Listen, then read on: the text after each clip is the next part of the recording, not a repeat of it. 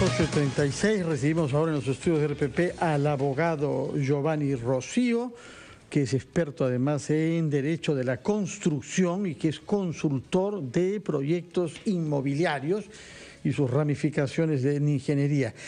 Señor Rocío Peralta,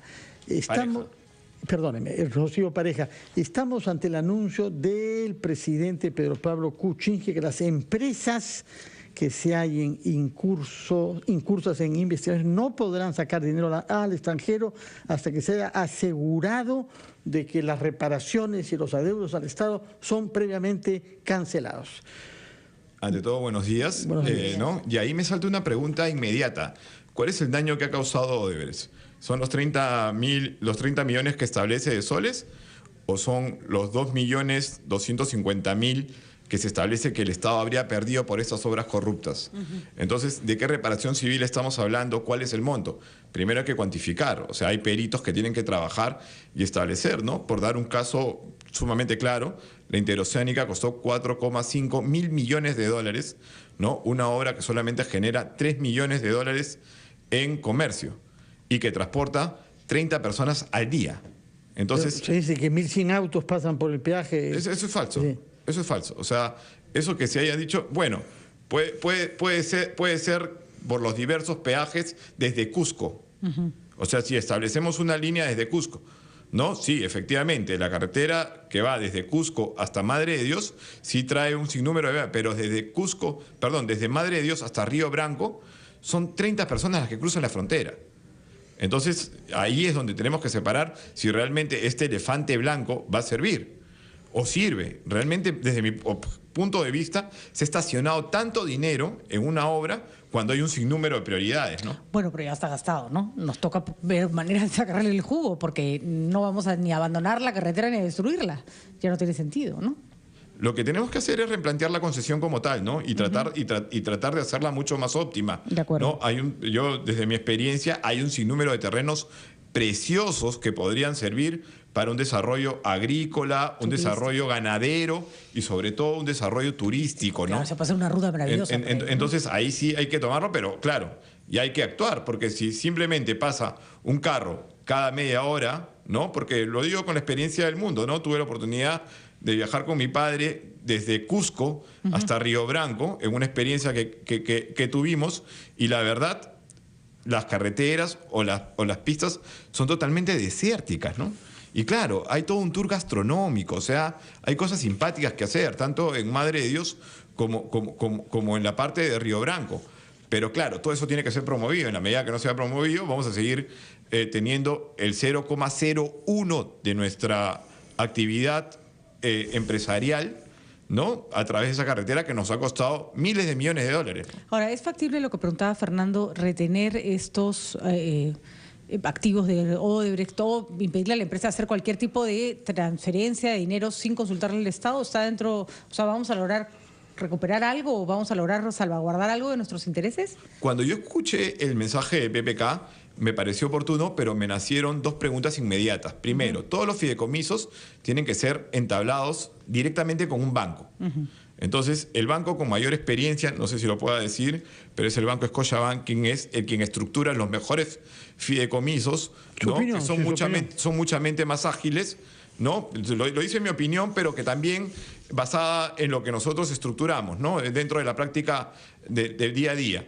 Pero hoy veo que quien tiene la experiencia o la responsabilidad es el Banco de la Nación.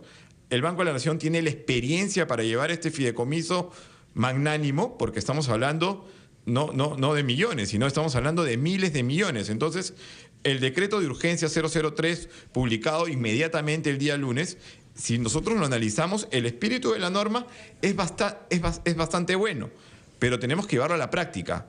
¿Esto realmente es práctico? ¿Es ejecutable? ¿Es que acaso Odebrecht va a decir, ¿saben qué, señores? Con la filantropía que a nosotros nos caracteriza, entre comillas, ¿no? Cuando tenemos que es una empresa que ha tratado de llevarse, no el famoso 3% o el famoso... No, acá las obras han sido multiplicadas por 5, 6, 7 veces el costo. Entonces, ¿ustedes creen que Odebrecht va a terminar las obras simplemente sin recibir nada a cambio? O sea, es una pregunta sumamente sencilla, y así de sencilla. ¿Ustedes creen que esta empresa va a trabajar ¿no? Para que después su dinero esté estacionado en un fideicomiso y simplemente sirva para una reparación civil, particularmente no lo creo.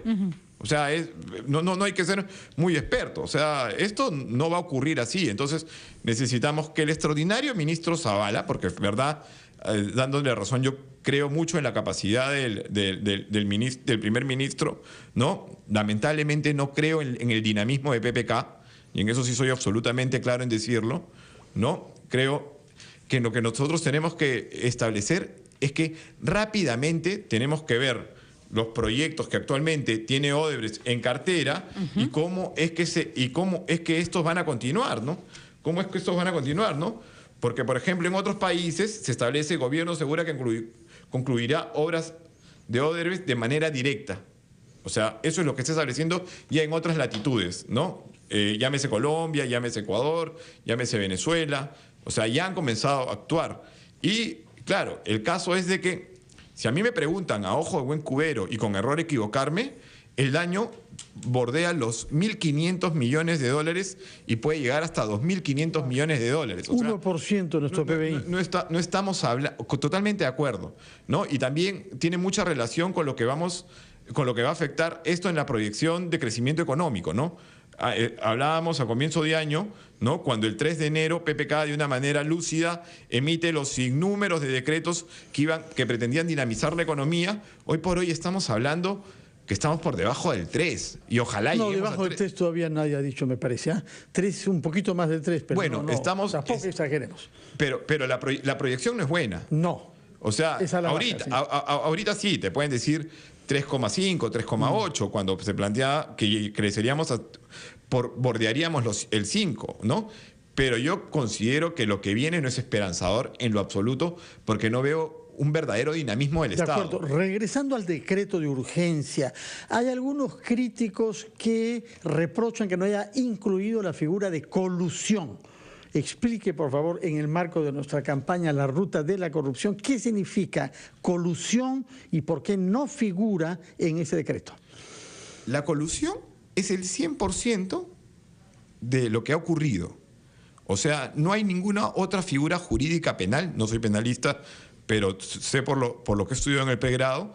Acá estamos hablando en que la autoridad se coludió con la empresa para comenzar a hacer todos estos chanchullos y todo este tipo de actos de corrupción y parte de la colusión. Entonces, si tú exoneras la palabra colusión en estas 3 hojas publicadas en El Peruano, va a ser muy difícil y se va a poder dar la vuelta, porque entendamos, históricamente hablando, ¿no? Todos los contratos que han sido paralizados de una u otra forma, después acaban en juicios internacionales. Entonces, que con mucha frecuencia perdemos. Y perdemos por la calidad de abogados que ponen. O sea, y en eso quiero ser bastante enfático, ¿no? En el Perú pagan muy mal a la gente que trabaja en el Estado, ¿no? Pagan muy mal a la gente que trabaja en el Estado. Los sueldos son excesivamente mediocres. Entonces, eso es algo que también nosotros debemos ver. Una persona que termina una maestría y que termina incluso un doctorado y que tiene la oportunidad de irse afuera, descarta totalmente irse a trabajar al Estado, salvo que quiera hacer algo de currículum. Pero más allá de eso, solamente son aves de paso, ¿no? Una pregunta más con respecto a la naturaleza de los contratos. Usted es especialista justamente en este tipo de cosas. ¿Por qué tantas adendas? ¿Por qué tantos cambios? ¿Es normal o lo que ocurre en el Perú? No es normal. Y la Contraloría lo viene diciendo desde el año 2004, ¿no?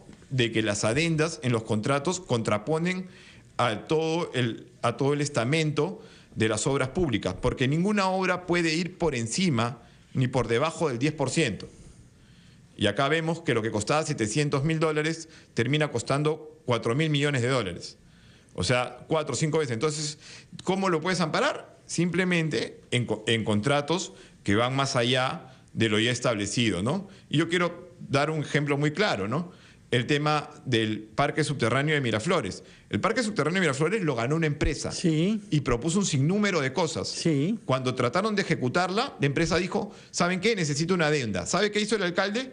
Le dijo, yo no te voy a firmar ninguna adenda. Llamemos al segundo y tercer postor. ¿Qué hizo el segundo y tercer postor? Se asociaron entre ellos, se consorciaron entre ellos y descartaron a la primera y no firmaron ningún tipo de adenda, y así como tal salió, y a la Municipalidad de Miraflores no le costó absolutamente nada.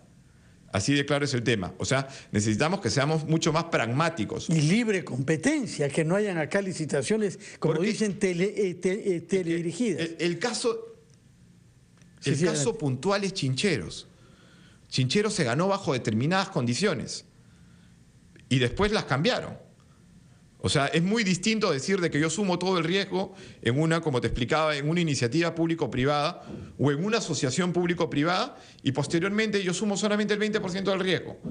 Que dentro incluso lo voy a pedir afuera con el contrato que tengo, asegurando el 80%, me sale un interés mucho más bajo y no tengo que exponer absolutamente nada de mi patrimonio. Por el contrario, puedo desviar fondos para otro tipo de obras, ¿no? De acuerdo. Tenemos que hacer una pausa y cuando regresemos quisiera que nos explique en general por qué tantas críticas a las APPs y cuáles son las diferencias con las IPPs. Nos lo explicará, por favor, después de la pausa, el señor Rocío.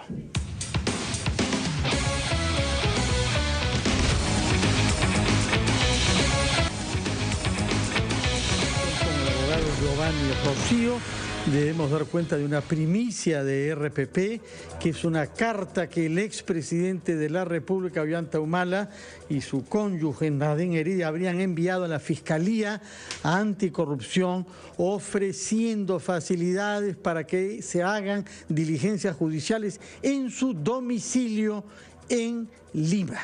De manera que la pareja Humala-Heredia se anticipa a una eventual decisión de la Fiscalía, precisando que están completamente dispuestos a que la Fiscalía realice las diligencias que ella considera necesarias. Piden solamente que se tenga en cuenta la integridad de sus 3 hijos menores para que no se vean afectados por lo que puede ser una diligencia de este tipo. Así es. Vamos a ver en todo caso qué tipo de... Pues, normalmente en este tipo de diligencias hay allanamiento de morada. No es ahí donde se encuentra la mayor información que se requiere, ¿no? De todas maneras, es un gesto interesante que indica transparencia, pero vamos a ver cómo va avanzando este caso. Y puesto que hablamos sobre expresidentes, Patricia, conviene también precisar que el expresidente Alan García ha hecho saber que mañana declarará ante la Fiscalía en calidad de testigo, que lo quiere interrogar sobre lo que sabe sobre el gasoducto del sur. Está llegando al Perú para eso, porque recordemos que viene desde España y llega mañana temprano, nos parece, ¿no? Bueno, en todo caso tendremos informaciones fiscales sobre esas 2 diligencias probablemente pronto.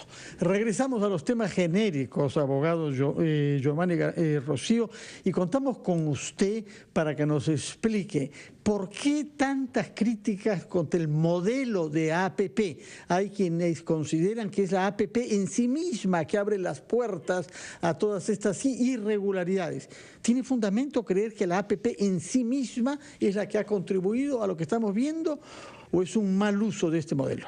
No son las instituciones jurídicas o los contratos que son desde ya permisibles para corrupción. No lo son.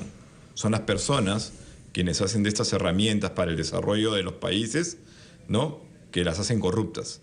Entonces, bajo ese mismo orden y bajo esa misma línea de conducta, las asociaciones público-privadas y las iniciativas público-privadas en países de vías de desarrollo son absolutamente necesarias, ¿no? Porque es como todo. Tú, cuando necesitas desarrollar, necesitas socios con una capacidad económica, obviamente también con una solvencia moral, ¿no? Tú no te asocias con cualquiera.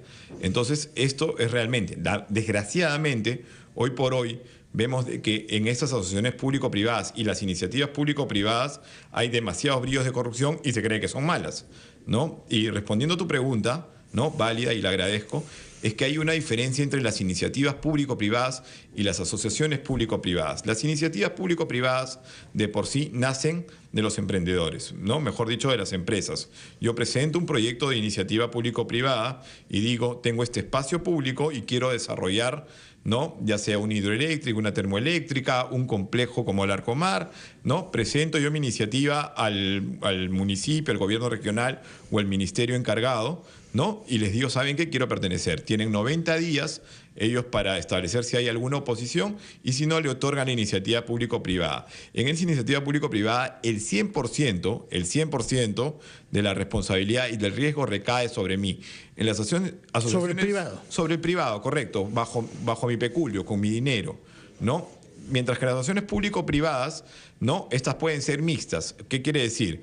Que el Estado puede o no puede poner dinero. ¿no? Regresamos al tema de Chincheros, ¿no? Se estableció que la empresa Kunturhuasi iba a poner el 47% y terminó, ¿no? Para que esto y asumía un riesgo. Acá no asume absolutamente ningún riesgo y el Estado le da el 80% más los 140 millones de soles que ya invirtió el gobierno regional para la compra de los terrenos. Entonces, esas asociaciones públicas se vuelven corruptas porque al final no era el espíritu de la norma y del contrato como tal, porque algunas pierden, ¿no? Porque dicen, no me cuadra la matemática y presentan sus sobres, ¿no? Sus propuestas económicas y dicen, no, yo me retiro de estas. Otras se bajan, pero después saben por dónde sacan el adicional que lo hace rentable este tema, ¿no?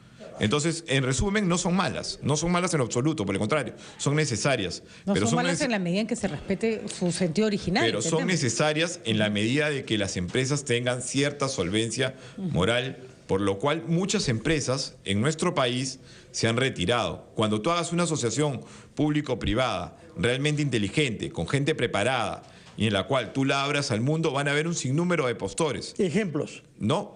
Ejemplo, la línea 2 del metro. ¿No? En la línea 2 del metro participaron, en el gasoducto, mejor dicho, participaron 7 empresas.